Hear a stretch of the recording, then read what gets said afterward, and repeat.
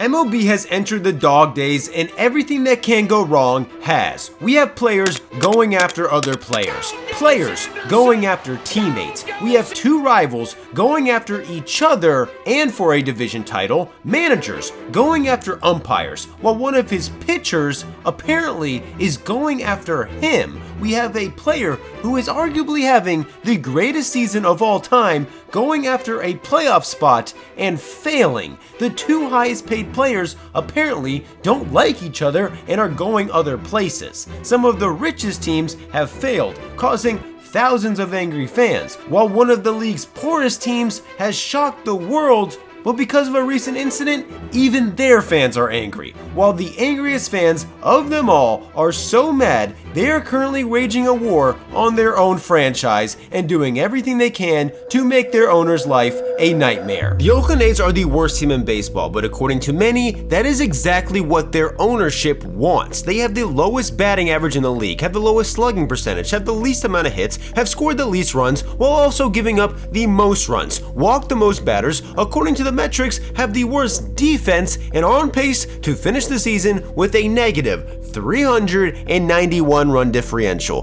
That would be the worst of all time by over 40 runs. In April, A's ownership announced their plan was to move the team to Vegas, and ever since, A's fans have done everything they can to stop them. In the parking lot before a game, they organized an event allowing anyone to throw tomatoes at pictures of the owner. A coffee shop in Lake Tahoe, where the owner's family owns a home, has officially banned him, even putting up a sign in the store that says, "F John Fisher."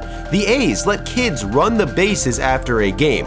The kids started chanting, "Sell the team."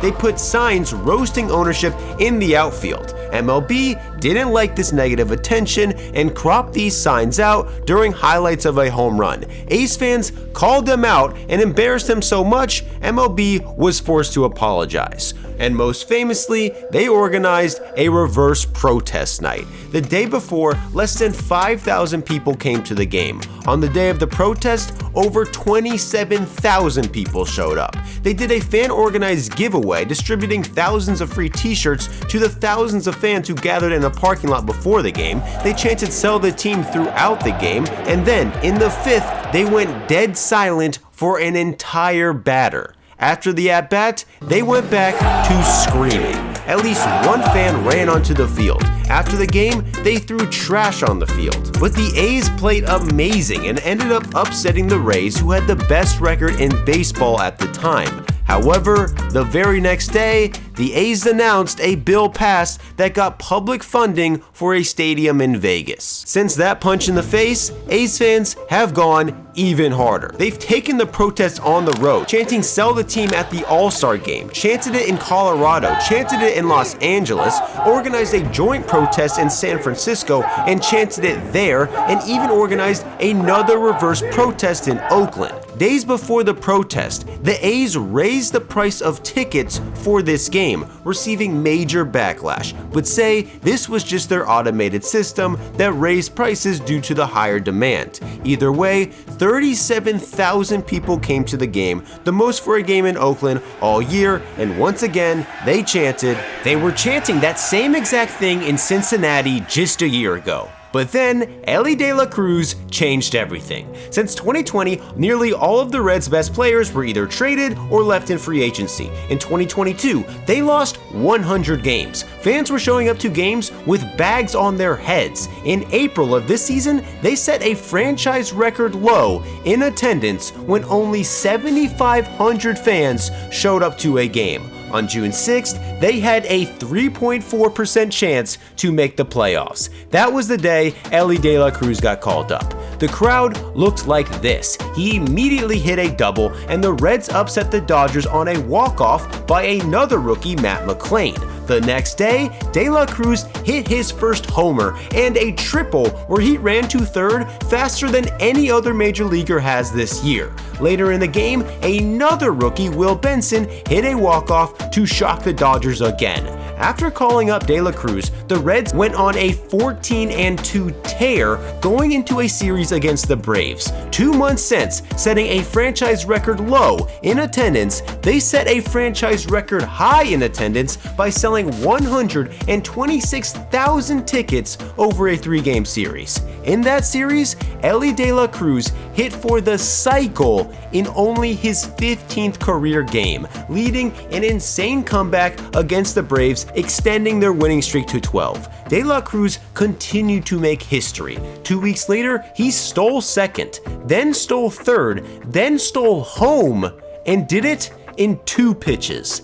That hasn't happened in over 50 years. He made more headlines when he came to the plate with this. This is illegal. The Nationals made a big deal about it and pointed it out to the umpires, who made Elly take the bat knob off. This knob usually has a sensor in it to track swing data, which is technology that is illegal to use in games. But De La Cruz likes the feel of the bat with it on, so he's been taking the sensor out and just using the casing with nothing in it on his bat knob. Since the technology is removed, this actually is legal. The umpires were informed during the game, so the next time he came to the plate, he had it on.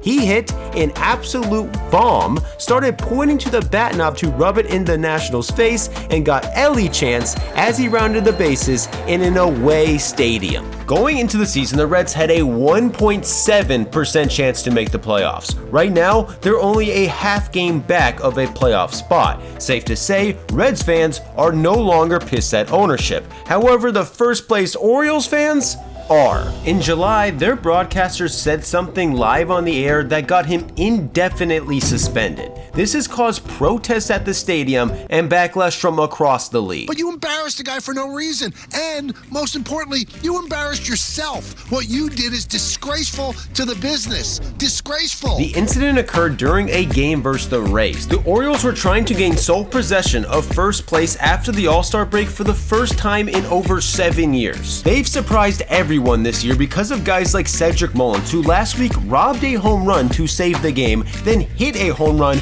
to win the game an inning later. Their young catcher, Adley Rutschman, who hit a ton of bombs in the home run derby batting lefty, then started batting righty and hit even more bombs. The best closer in the league, Felix Bautista, who's striking out 47.8 of the batters he's faced, as well as the splash zone, where fans get sprayed with water every time there's a big moment, the sprinkler, which is done at second every time they hit a double, as well as the dong bong in the dugout for any Orioles player who hits a home run. Right now, liking the Orioles is exciting, but they've been terrible for years, which is why their broadcaster Kevin Brown said this. It's been a minute. The Orioles split a 2-gamer with the Rays in June. They had lost their last 15 series here at Tropicana Field. According to reports, Orioles ownership thought that pointing out the Orioles' past struggles was enough to suspend him indefinitely. More information started coming out that claimed that Orioles ownership had banned announcers from talking about Adam Jones, Manny Machado, Buck Showalter, and more just because they weren't on the team anymore. They weren't allowed to mention how Dean Kramer and Bruce Zimmerman got on the team just because the Orioles had to trade Manny Machado and Kevin Gausman to get them.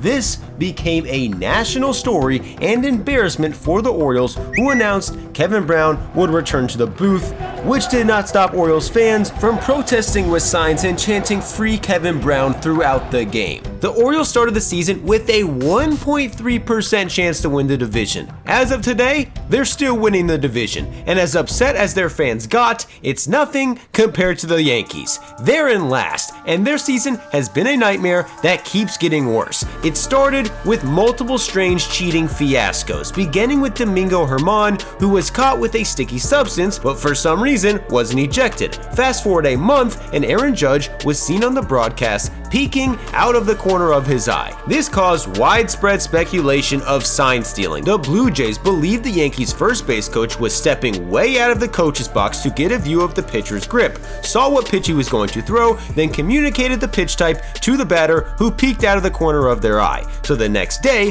when the Blue Jays noticed the Yankees' third base coach was out of the coaching box, they called him out. The Yankees started screaming back, and the Blue Jays manager called somebody a fat boy. The umpire made the third base coach go back into the box, but the very next inning, the Yankees started yelling at the Blue Jays because their coach was out of the box. The umpires had to settle it and made sure all the coaches stayed in the box. Ironically enough, in this very same game, Domingo Germán got caught with a sticky substance again and got ejected. A few days later, another Yankees pitcher was caught with a sticky substance on his hand, but even with all this hoopla, the Yankees were playing great until this happened. Fernando Tatis Jr. bumped into Anthony Rizzo. He awkwardly shoved Tatis in response and was shaken up, but Rizzo seemed okay and continued to play for 2 months. When the Yankees found out, he had been playing with a concussion this entire time.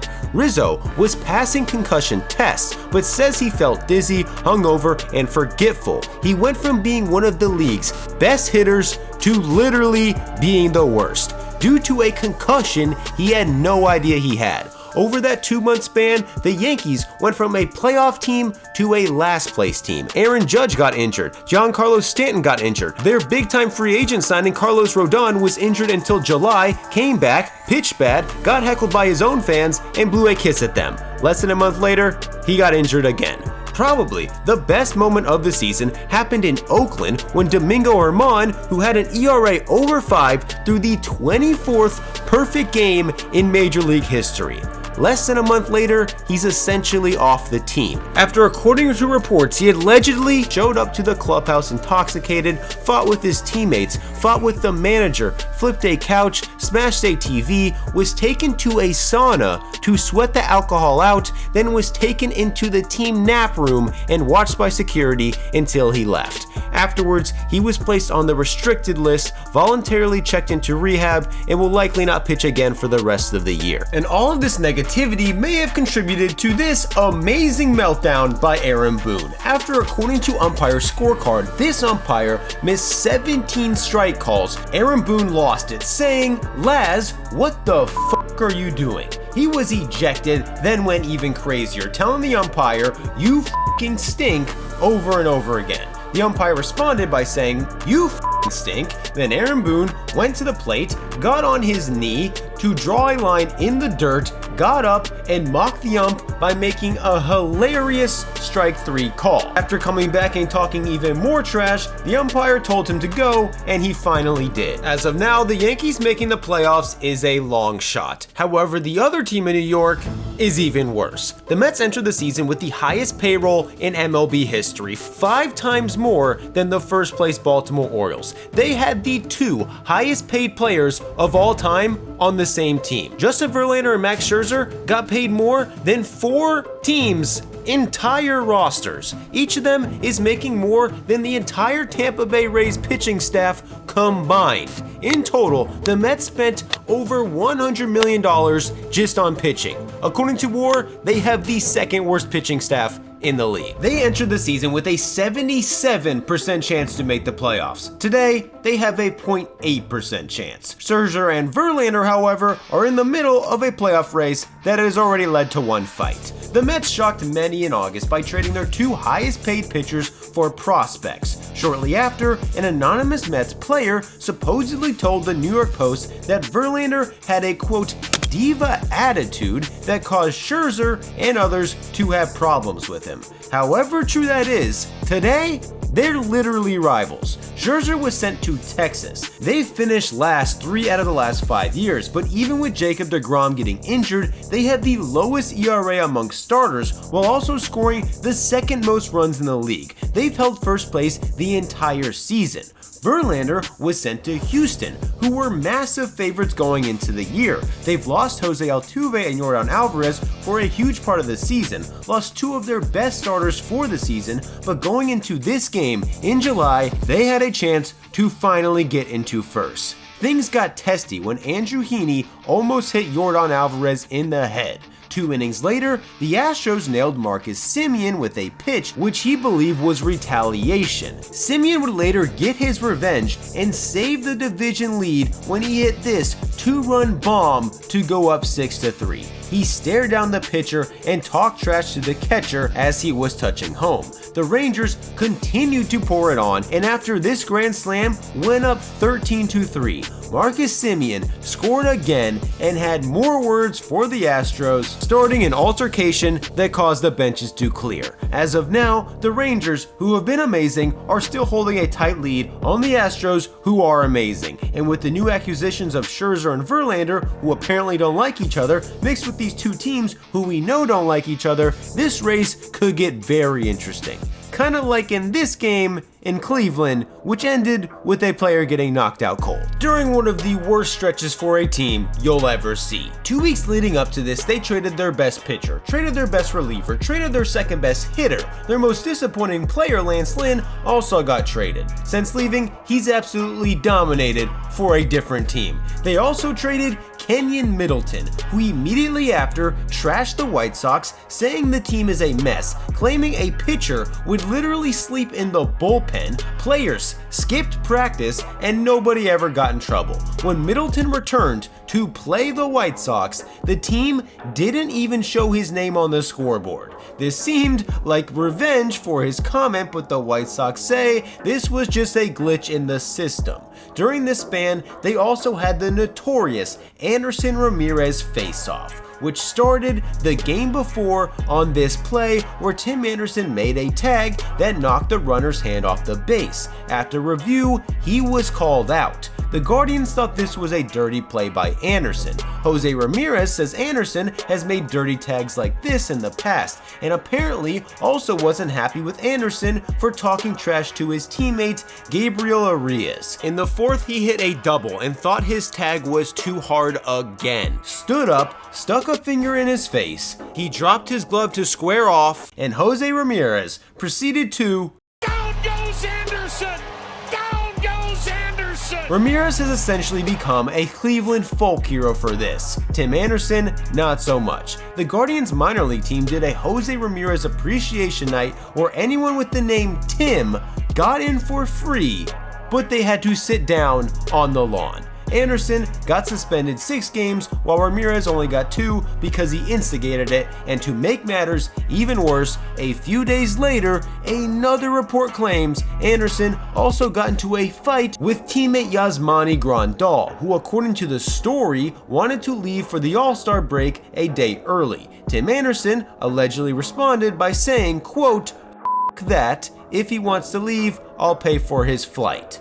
Then, Grandal confronted Anderson and slapped him in the face. With these recent events and trades, the White Sox are on the brink of a rebuild despite only a few years ago being considered one of the most talented teams in baseball. The Angels also have that problem. In fact, they've had 2 of the most talented players of all time for 6 years and haven't made the playoffs once. Going into this season, they knew if they don't win this year, Ohtani is almost without a doubt leaving in free agency. Knowing they had to either make the playoffs or lose everything, they went for it. Ohtani started the season as arguably the most dominant pitcher in the league, posting an ERA under 2 while allowing a league-low 102 batting average in April. By the end of May, he had already hit 15 home runs. The Angels were hovering around 500, but in June, he emerged as hands down the best hitter in the game. He led the league in homers, RBIs,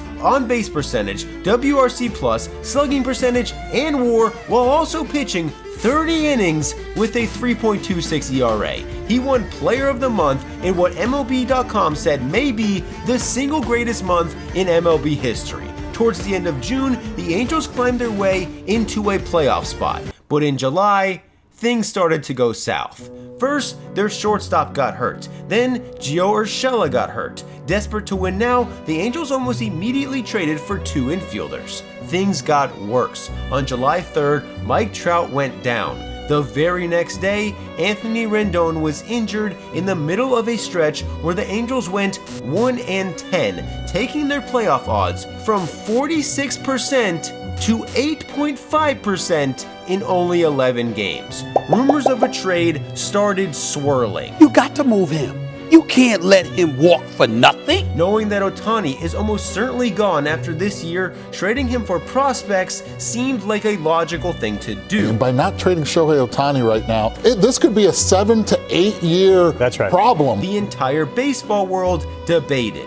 The Angels got hot, but their playoff odds were still only 15% when they shocked everyone. Not only did they announce they were keeping Ohtani, they also traded for all-star Lucas Giolito. The very next day, Ohtani pitched a complete game shutout in the first game of a doubleheader, then hit 2 bombs in the second game, in what MLB.com said may be the single greatest one-day performance in MLB history. Right after, they added 2 more solid hitters in CJ Cron and Randal Grichuk. Going into the trade deadline with momentum and the baseball world behind them, they immediately lost 11 out of 14 games. Mike Trout and Rendon have still yet to return, and the Angels' playoff odds have sunk to 0.5%. With Ohtani on his way to winning another unanimous MVP, the biggest question in MLB now becomes, what team is Ohtani going to next?